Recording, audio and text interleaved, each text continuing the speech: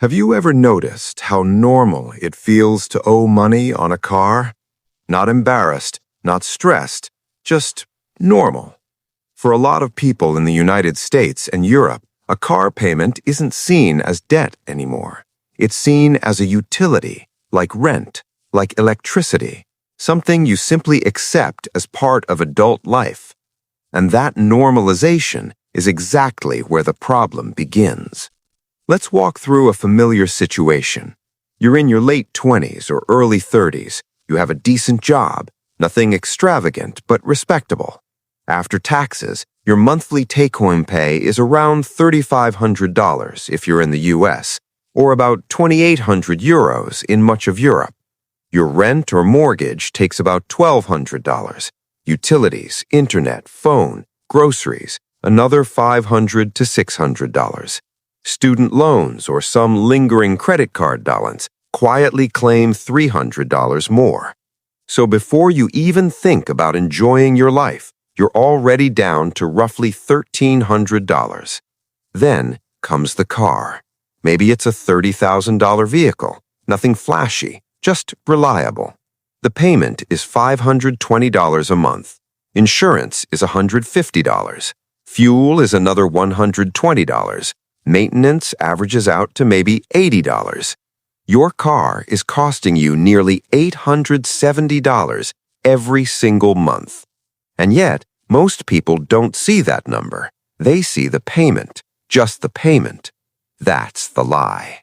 The lie isn't that cars are expensive. Everyone knows that. The lie is that the monthly payment is what matters. Dealerships, lenders, and even well-meaning friends reinforce this idea constantly. You can afford it. It's only $500 a month, as if that sentence ends the conversation. But your finances don't operate monthly. They operate over years. Let's slow this down and look at basic math. A $520 monthly payment over 5 years is $31,200. Add interest, it's closer to $34,000. Add insurance, fuel, maintenance, registration, and depreciation, and the real 5-year cost quietly crosses $50,000. That's not luxury math, that's ownership math. And here's the uncomfortable part. That $50,000 is being spent on an asset that reliably loses value every year. Now compare that to your income.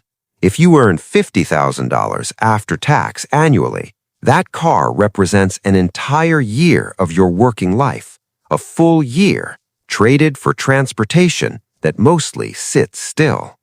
Still, people keep doing this, not because they're reckless, not because they're stupid, because psychologically, car payments feel safe. They feel controlled, predictable, approved.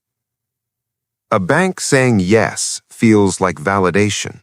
The payment fitting neatly into your budget spreadsheet feels responsible. Driving a newer car feels like progress. There's also social pressure baked into it. In many American and European cities, your car quietly signals stability. Showing up to work in a 10-year-old vehicle can feel like a silent admission that you're behind, even if that's not true. So people upgrade not because they need to, but because they don't want to feel left out of an invisible standard. And lenders understand this perfectly. That's why loan terms stretch longer every decade. 5 years became 6, 6 years became 7. In some places, 8-year car loans are now normal, not because cars last longer, but because payments need to look smaller. When the focus stays on the monthly number, the total cost disappears from view. The long-term effect is subtle but devastating. That $870 per month you're spending on your car could have been building something, an emergency fund, investments, flexibility, options. Instead, it's locked into depreciation. Over 10 years, that choice quietly delays milestones. Buying a home takes longer. Career risks feel scarier. A job you hate becomes harder to leave because your fixed expenses are too high. This is how people end up earning decent money and still feeling permanently behind. Not broke on paper, broke in momentum. Now here's where the perspective shifts. Financially intelligent people don't ask, "Can I afford the payment?" They ask, "What is this costing my future self?" They understand that transportation is a function, not a status symbol. They see cars as tools to be minimized, not lifestyle upgrades to be maximized. That doesn't mean they all drive terrible cars. It means they separate comfort from identity. They might buy used. They might keep a car longer than feels fashionable. They might pay cash for something modest and redirect the monthly surplus elsewhere. The key difference is psychological. They feel no pressure to look successful. They're more interested in being unburdened.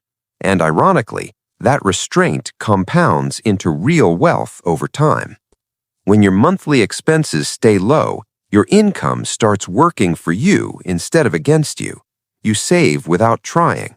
You invest without stress. You make decisions based on logic, not urgency. None of this requires extreme frugality. It doesn't require rejecting comfort or pretending money doesn't matter.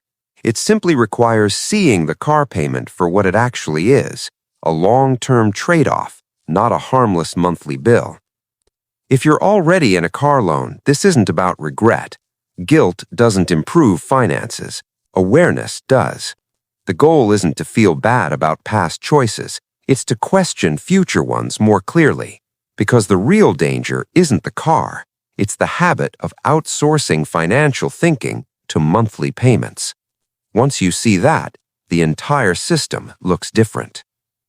If this helped you think a little more clearly about money and everyday decisions, consider subscribing to the channel. That's all.